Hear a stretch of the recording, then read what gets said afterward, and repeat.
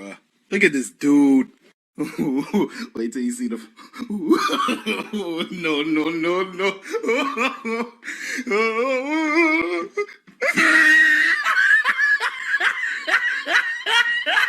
Oh, he tried it.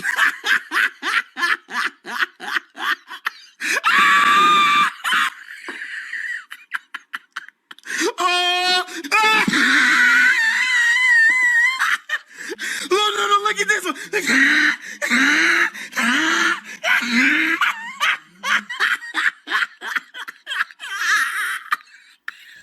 Don't listen to those woke critics. They've got no idea what they're talking about, and they have no idea how to have a sense of fun.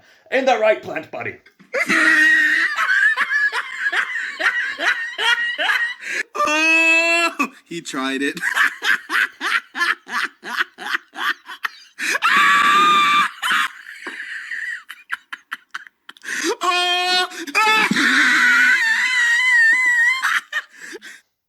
Yeah, let's talk about the Super Mario Brothers movie. I think it's safe to say that if you're watching this video, I think you've likely heard about Super Mario Brothers. Woohoo! I think it's safe to say that many people have heard of Super Mario Brothers. I mean, I know I've heard of Mario. I grew up playing the games. Looking back, I think it's safe to say that many of us will have fond memories of playing the Mario games with family and friends. Even though, looking back now at a more mature age, I can safely say there were some troublesome aspects, like the way the franchise handles ghosts in such a way that could lure people into some dangerous ideologies or outlooks on the world. Apart from that, Mario has been a mostly wholesome franchise and has been the catalog, is that an appropriate term? The connoisseur, the whatever phrase it is, of video games for, 38 years? The whole franchise started way back in 1985, 1 year after the George Orwell story. The Mario franchise as a whole has had a formula for their mainstream platformer games that they've kept, and the formula seems to work quite well for them. The story is pretty much as basic a tale of chivalry as it gets. You have this Italian plumber and his brother, and occasionally some companions, going on an adventure to save the Princess Peach from the clutches of Bowser. Mario, controlled by the player, goes through 8 different worlds and seriously needs a GPS to find the princess who keeps ending up in a different castle.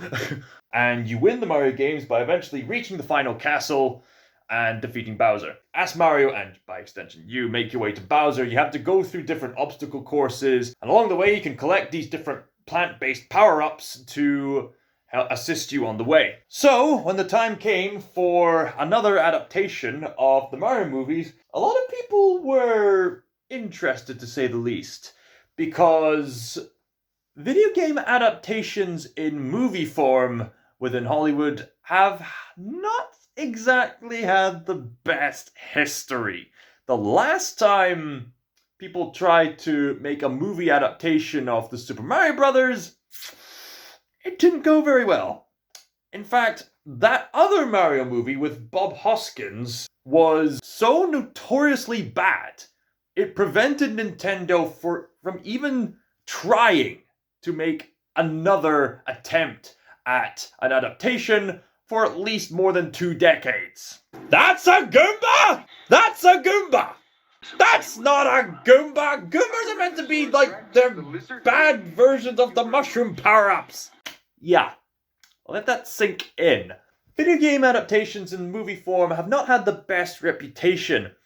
For some reason, people in Hollywood for the longest time couldn't seem to quite get it right. The Resident Evil franchise has also been notoriously bad, with each adaptation getting somehow worse. In recent years, however, video game companies have had more creative input in the way that video game adaptations in film and television were made, and as a result, many people, and fans for that matter, have had better appreciation of video game adaptations. Of course, that's still no excuse to overlook certain flaws with shows like Castlevania and Arcane and the like, but nevertheless, people started to really appreciate video game adaptations. So by the time it was time to announce a new Mario movie, people were more open to the idea. Even though people have had confounded reactions to the celebrity voice cast.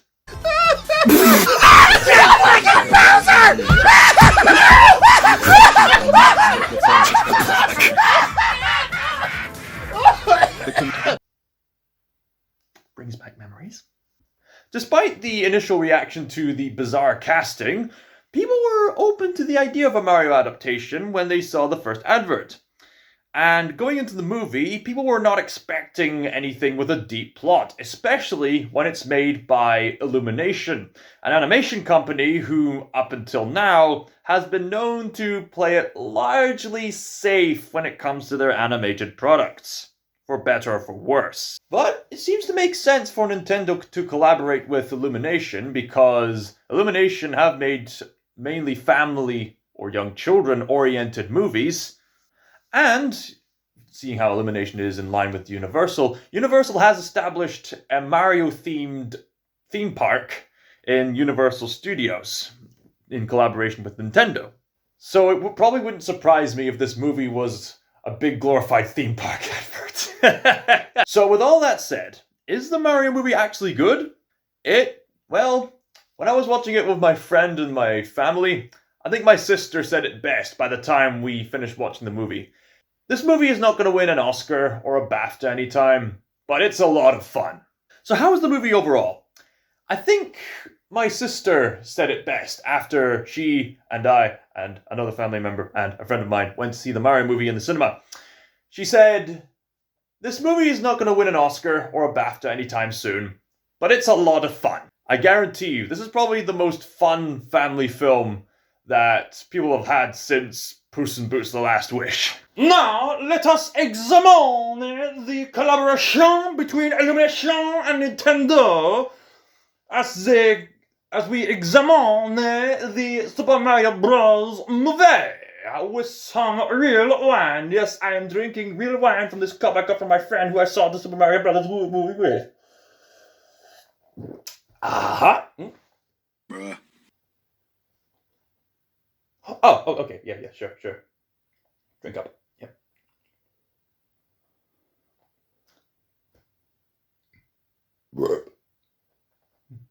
Pardon me. So, when you're going to see the Mario Brothers movie, don't go in expecting something with a deeply thought out plot like, say, Metal Gear Solid with its convoluted, intricate plot lines and built-up characters that span several stories and philosophical themes about the horrors of war, nuclear warfare, the spreading of false information and legacy. Don't go in expecting something like BioShock, which is an explicit critique of communist, fascist tyranny. Don't go in expecting like Fallout with nuclear horror. Don't go in expecting Brothers, A Tale of Two Sons with its emotionally gripping narrative. Don't go in expecting anything emotionally gripping like The Last Guardian or anything like that. This is pretty much as basic a plot of chivalry as it gets, albeit with a few origin movie type spins in there this time. If you've played any Mario game, or if you're in any way sense of form familiar with Mario at all, you should be able to know what's right. In fact, you could pretty much watch the poster and just predict the entire movie. It's Mario and his brother Luigi. They have to save the Mushroom Kingdom from the clutches of Bowser.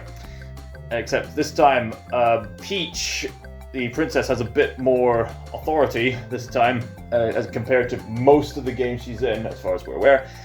And they get some help from some other allies along the way. Something I find interesting about the film is that, in some ways, it strangely pays a bizarre homage to the 1993 movie.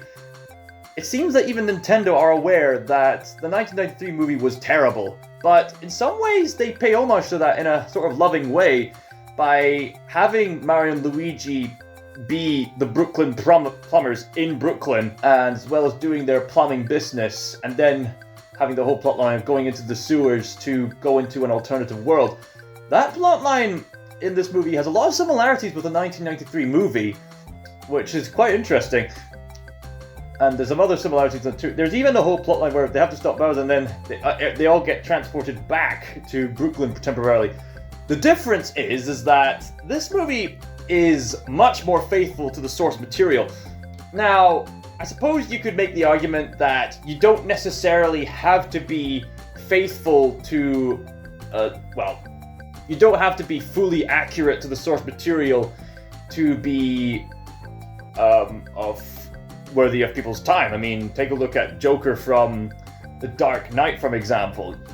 That version of the Joker wasn't exactly accurate to the original source material, but his characteristics were certainly faithful to the source material.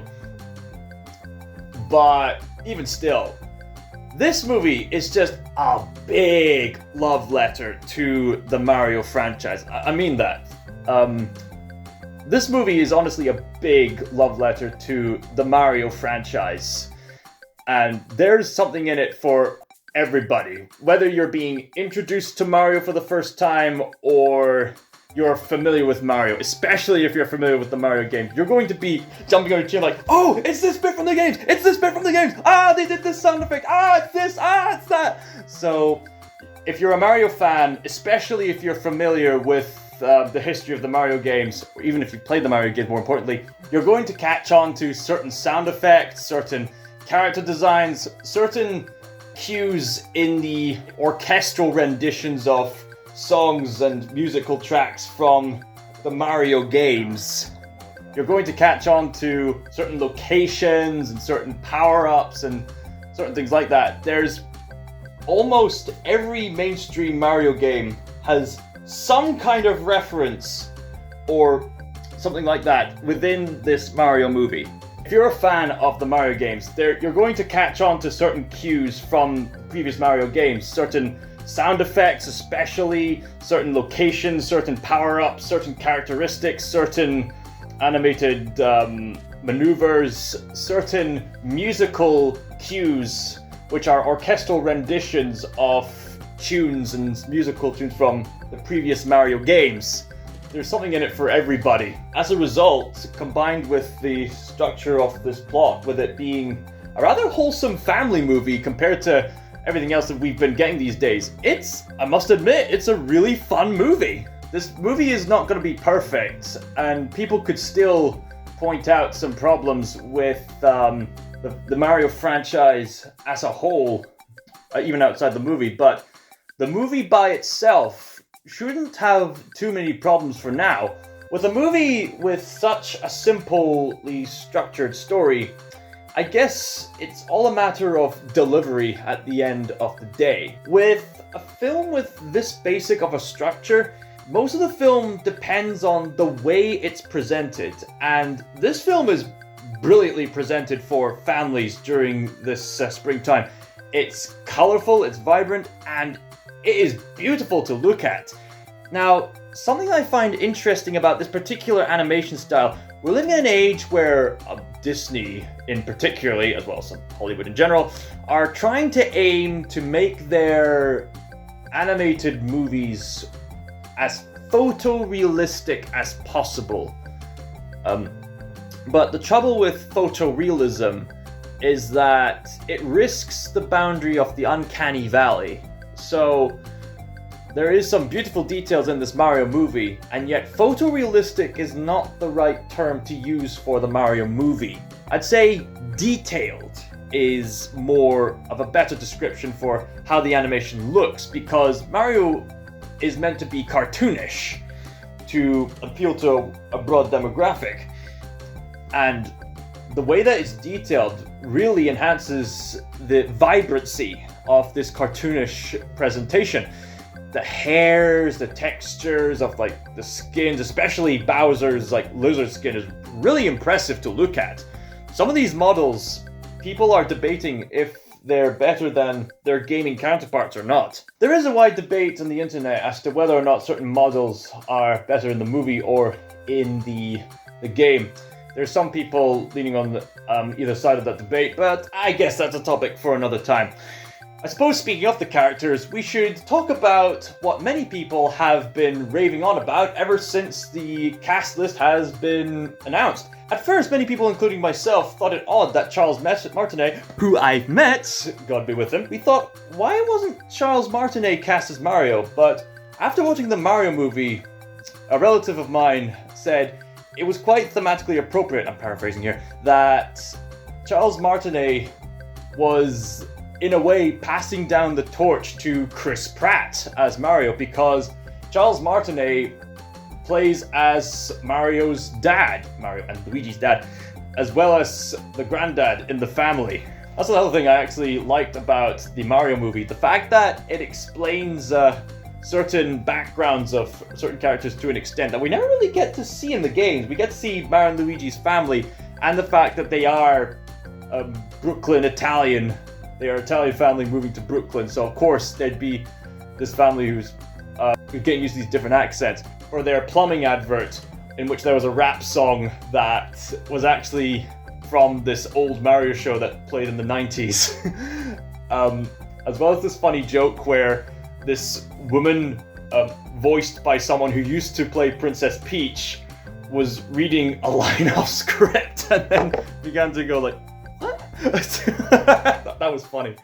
And then by the time their advert is over, where they do the Italian voices for the marketing, then you hear Mario and Luigi voiced by Chris Pratt and Charlie Day with the typical American Brooklyn accent. So they established that they're trying to put on a show to appeal to people for marketing purposes. So it allows the audience to better welcome the performances of Chris Pratt and Charlie Day throughout the rest of the movie. So for that reason, I actually didn't mind Chris Pratt and Charlie Day as Mario and Luigi. With like Chris Pratt voicing Mario. And I had my apprehension, I had my doubts, and I kind of still hold said doubts. His performance was just like, okay, I can see why they went this path. Because you can't have the entire film. That would be grating. I'll be real. It works for the games with Charles Martinet, who, by the way, they give him a shout at the start of the film and at the end. Because you get this commercial where Mario's like, is the Italian voice too much? And then Charles Martinet's like, it was great. And I'm like, oh, that's kind of cute. At least they're like acknowledging Charles Martinet. I appreciate that. If Chris Pratt and Charlie Day had kept up the Charles Martinet style voices, people will argue that may have gotten on their nerves a wee bit. So having Mario and Luigi have these more typical American accents makes them a bit more laid back and relatable, arguably, as the thematic everyman who may not be good at something at first, but eventually overcomes all odds. That's something I find fascinating about this film, this endorsement of virtue of endurance. Someone I know and love said that suffering produces endurance, and endurance builds character, and character builds hope. And there are some scenes in the Mario movie in which you can change the context from the scene itself to people playing Mario games in real life, and the way it's written could really relate. The way they say, it took me a few tries to complete this bit, but I got there eventually. It's quite clever, poignant writing in that regard. I must admit, I think if people recognize that sense of endurance and they could apply that to real life, I think we could really make this world a better place, honestly. Because there is this one foundation where all endurance points to, granted that it points to something good. Now, as for the rest of the cast, Anya Taylor-Joy as Princess Peach, she suits this version of Peach, as far as I'm aware. Now, a lot of people have been really worried about some woke spoon-feeding, given what we've had to put up with in the past few years. Let me just safely say, this version of Peach does not appeal to woke pandering, don't worry. If anything, the filmmakers are virtuous enough to give Princess Peach a right sense of authority because, I mean, she is the princess. She does have royal authority over the Mushroom Kingdom, and it makes sense that she's familiar with how the Mushroom Kingdom works. Its power-ups, their different worlds, and even the training course that she had to teach Mario about. It makes sense in that regard that she would know about these certain things. So it makes sense for Mario to keep failing when he first tries it out. And hey, consider this, I mean, Mario tried the obstacle course several times, and he managed to mostly nail it within the span of a day or so. And Peach still requires the help of Mario, so she doesn't entirely dominate the film. But Peach does help Mario get accustomed to the Mushroom Kingdom, so there is virtue. There is a balance between the male and female. So don't worry, this film is not woke. Princess Peach seems to be the biggest bone of contention for most people, and it's not hard to see why. The modern Hollywood trend of elevating female characters into annoying, obnoxious girl bosses who can do everything that men can do, but better, is pretty well known at this point. And if the rumours are true, that's exactly what the studio had planned before Nintendo stepped in and overruled them. And if that's the case, then hats off to them, because I think this version of the character manages to walk a pretty careful line, able to make decisions and look after herself without overshadowing and belittling the actual protagonist of the movie. Yeah, there's one or two little occasions when she's a bit too good at everything she does, and I noticed that the finale carefully adheres to the golden rule of modern writing that a woman can never be directly rescued by a man, but whatever. The point I'm making is that while she gets to do more than just scream at Mario, help me, she's a perfectly likeable and charming character all by herself. Okay, maybe slightly. There is an awesome fight scene with her using the Ice Flower power-up. I like how the power-ups were mentioned. So we now know that the mushrooms are consumed and the flowers they have to touch. So these plants, which I must assume are grown from like the pure magma power of the Mushroom Kingdom, or something like that, does grant power-ups, and they do lend for some quirky scenes. Key from Key and Peele as Toad, the high-spirited sidekick. It's interesting when celebrities like he do a higher pitch for the character like that. He did a good performance. His cooking session was quite funny. Seth Rogen as Donkey Kong. Honestly, I'm convinced that one of, if not the only reason they cast Seth Rogen as Donkey Kong is because of the laugh and maybe associating that with with like monkey sounds or something like that.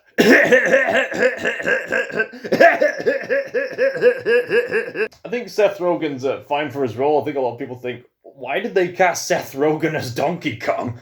I think he serves his purpose well and fine. Now, let's talk about Jack Black as Bowser. Say what you will about Jack Black. Jack Black. I think Jack Black cast as the villain Bowser was brilliant casting. And he pretty much steals every scene he's in. And the fact that they've made Bowser a simp for Princess Peach, that was hilarious. Especially when there are scenes where Bowser is playing a piano with a passionate love ballad for Princess Peach. On a piano that says Ludwig von Koopa, named after like one of the Koopaling children. And yes, Jack Black's song to Princess Peach is arguably the funniest thing in the whole damn movie. That is just that was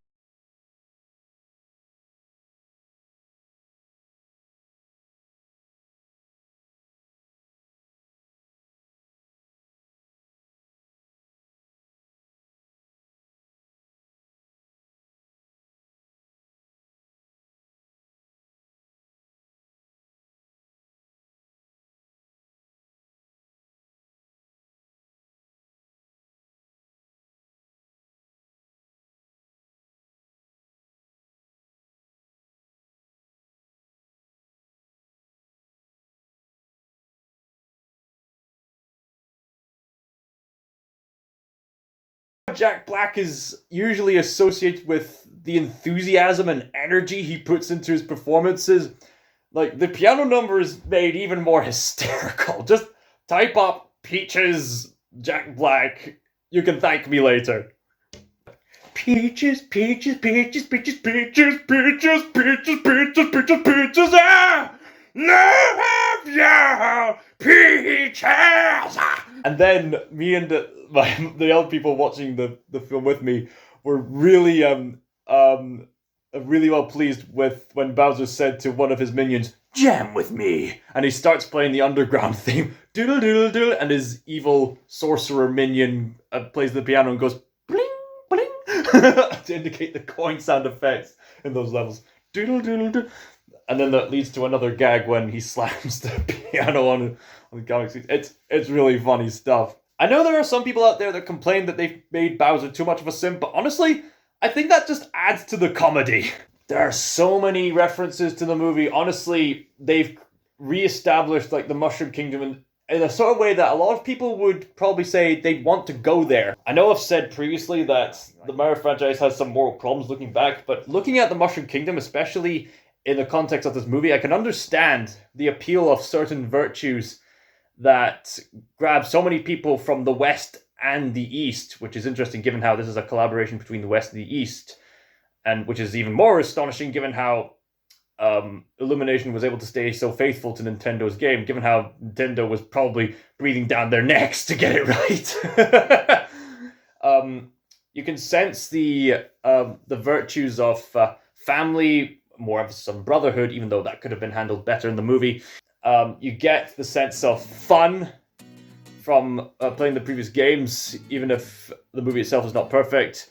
The sense of adventure, the sense of color, and all these wonderful virtues for young and old that can point to a greater kingdom. So that can open up some conversations, even despite the problems I've pointed out with the Mario franchise in its past. There are many callbacks, and I love how in the film like that, they're going to have a car chase scene, but with Mario, they don't just have any car chase scene. They have a Mario Kart themed chase scene. I'd be interested to find out how item boxes work. I can assume that I'm really fascinated by how they presented the power-ups.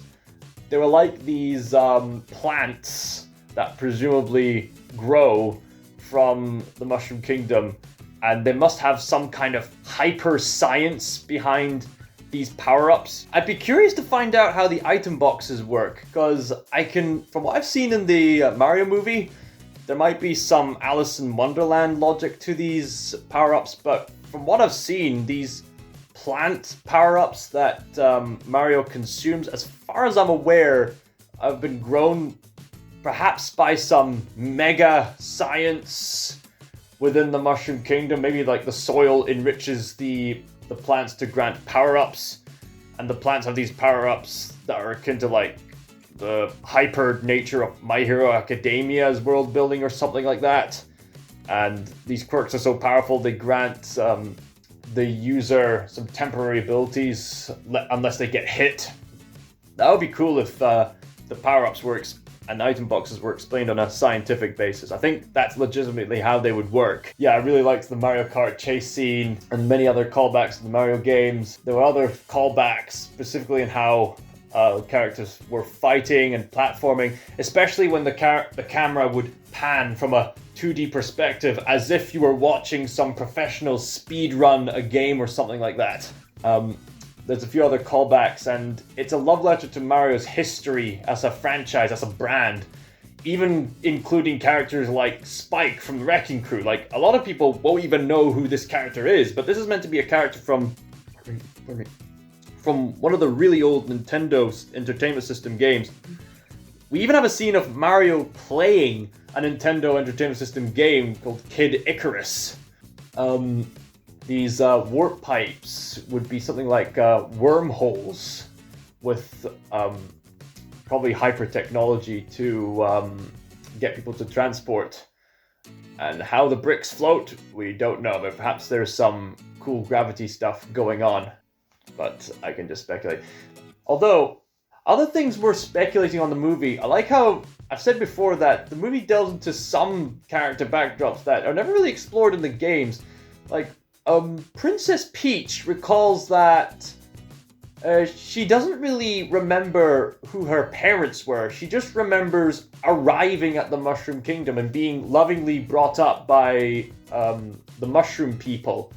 So that explains why she's a princess and not a queen, because she's still young and she still has a lot to learn in regards to authority. That makes sense why she's a princess despite having no visible parents. And I love how the movie goes out of its way to keep the baby designs of certain characters with like the cute button eyes. As a callback to some of the spin-off games in the RPGs. Yoshi made an appearance! Yoshi, so cute!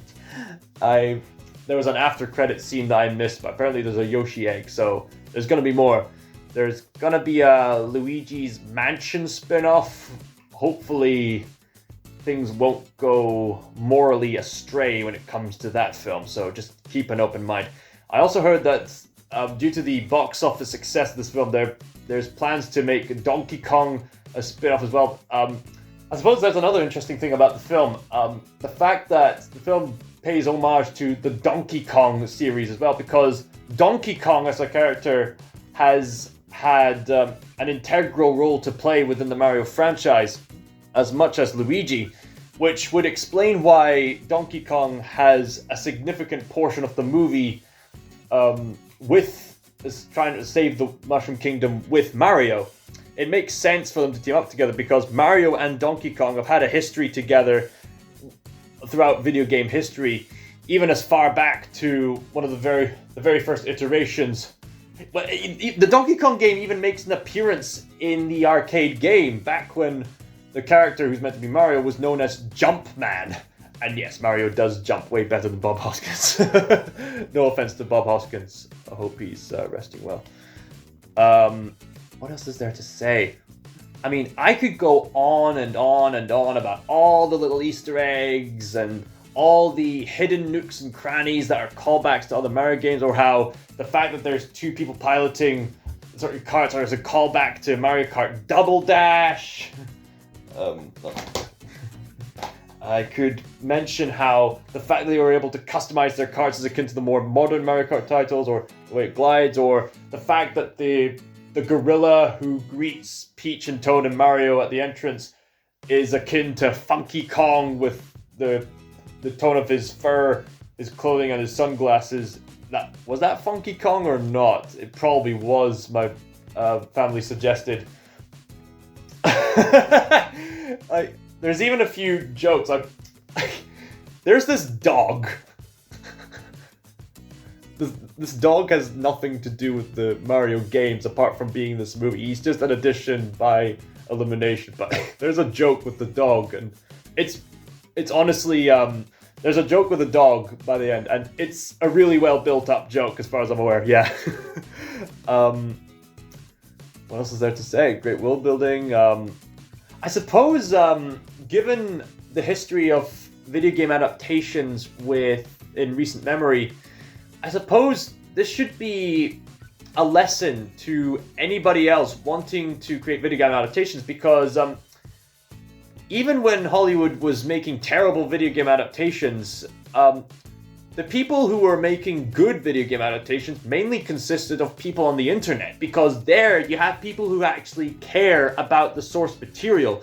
When you have people who actually care about the source material, you're bound to make something great. So given how the Mario movie is one big love letter to the fans, of course people are going to love it. So given that status and given Mario's history with another video game character, I suppose it would be fair to compare this Mario movie with the Sonic the Hedgehog 2 movie.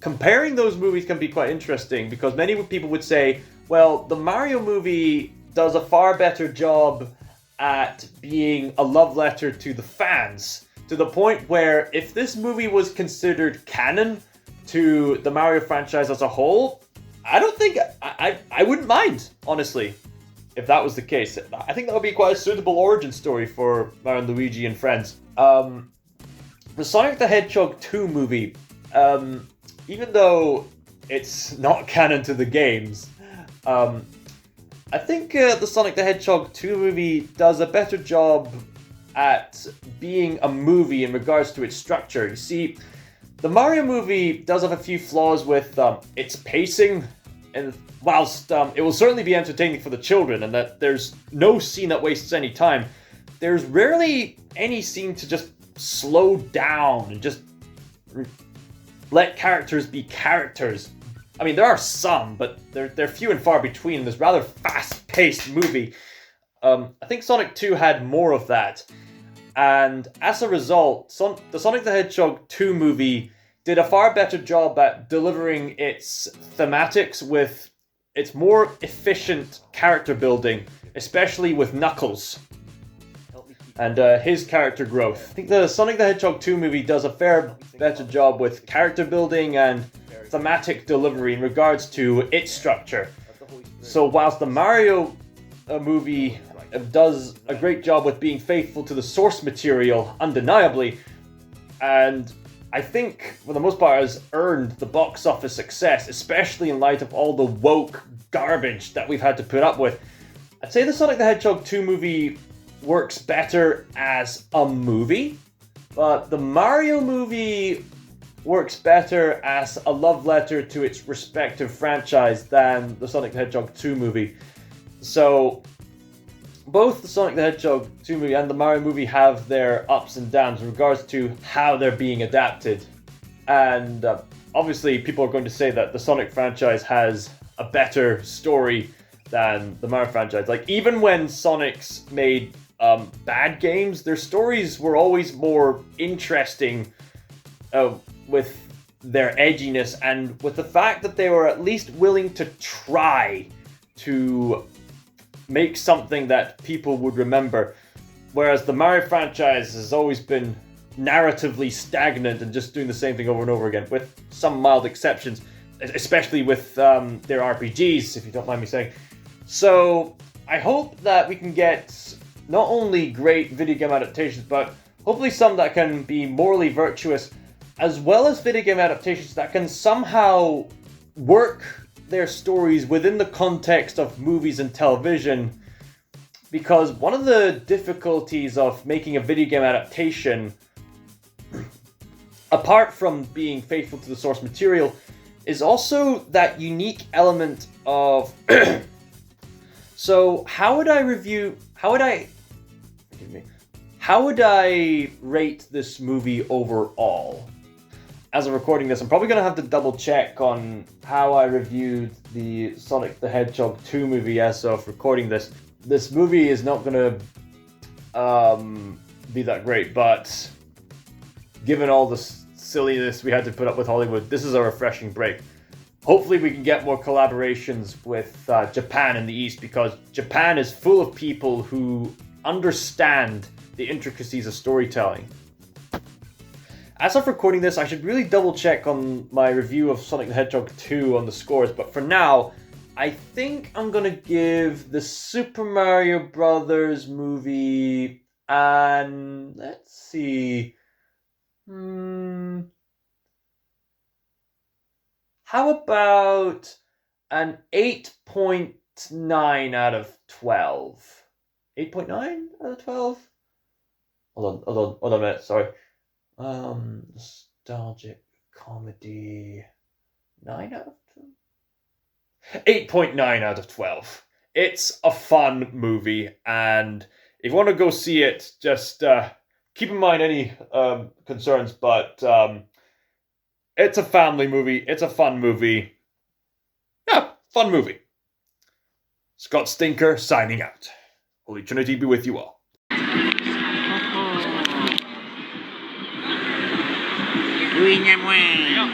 There.